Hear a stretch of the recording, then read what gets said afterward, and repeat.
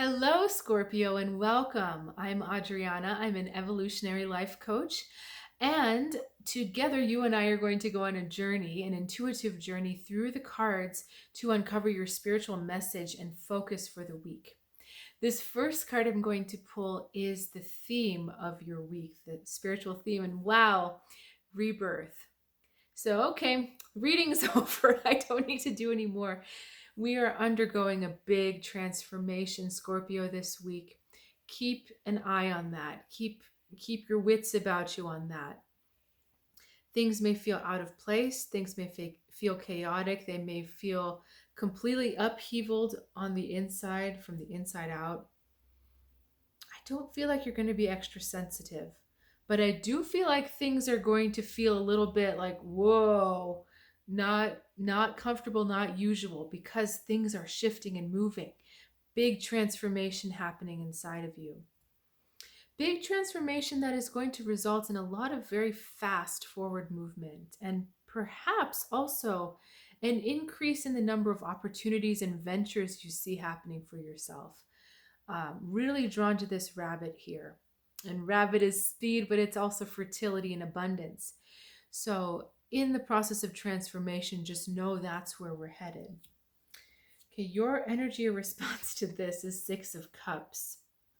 So I'm really curious to see what cards we draw next, because the Six of Cups energy is trying to reconcile the past, especially past relationships.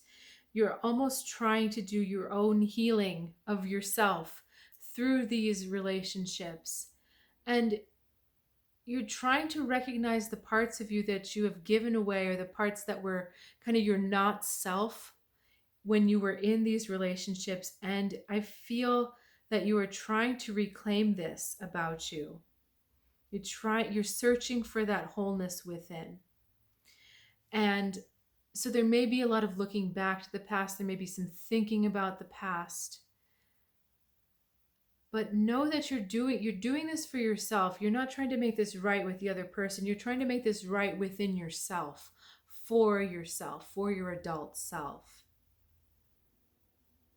There's a lot of children here. We've got an old child, an old wise child, but then children in the background here. So I'm also wondering if this may be a time to connect with that inner child and see how he or she is doing, making sure that he or she is feeling safe and loved and secure.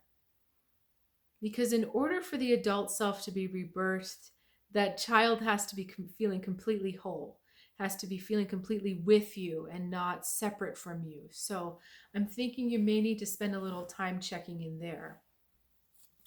Okay, continuing with your message, we've got the Six of Wands riding into the Five of Pentacles. Behind the Five of Pentacles, we have Justice. This is really fascinating. Okay, so we are under the theme of rebirth. We know this. These are talking about all the times, these two cards, these are talking about all the times where you didn't feel as though you were enough. And as a result, underwent some kind of crisis, either a very negative relationship or some kind of trauma, or something where you felt at a big loss to yourself and you felt devastated by this loss. This is all about coming to terms with seeing those times where this happened. The Six of Wands is an interesting card. For you right now, I'm drawn to the reflection in the water, that you're reflecting on all these times where you saw this happen with yourself. And the funny thing is no one else knew. No one else would have guessed this was going on with you, because on the outside you looked so capable and so confident and so put together and so strong. In fact, others may have even seen you as a leader, but inside it was just a reflection. It wasn't completely true. It's almost like sometimes, you know how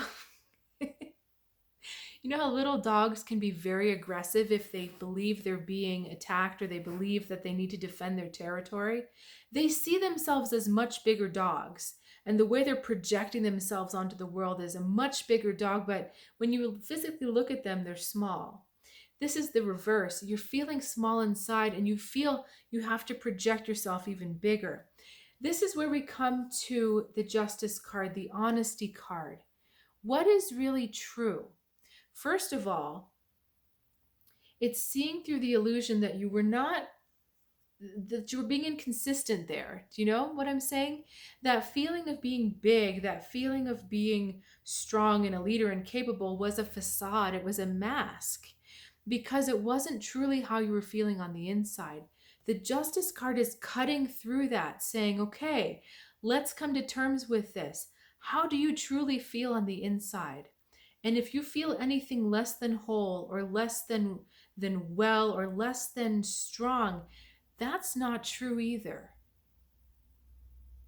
The truth in this Justice card is talking about wholeness and balance. Balance, right? She's got her scales there. And she's also got this wisdom of the owl. And we'll get to the owl in a second because I'm really drawn to the owl for some reason. But she's talking about, what is the truth about yourself? Are you anything less than whole? And if your answer is, well, no, I'm not whole, that's not true because you are whole inside. This Justice card is asking you to look at the truth of who you really are and what you really are.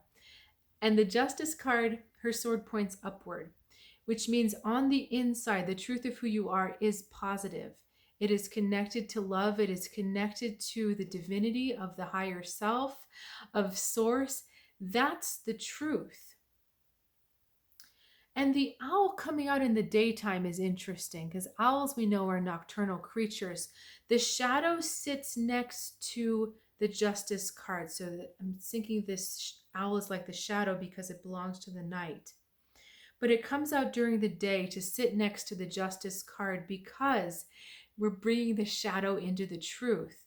The shadow is showing you the truth of who you are.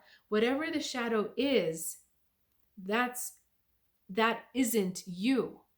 So if the shadow is fear, that's not your truth. Your truth is the opposite of that shadow, which is love. If you believe your shadow is revenge, that's not true either. Your true self is forgiveness. If you believe that the shadow is poverty, that's not true.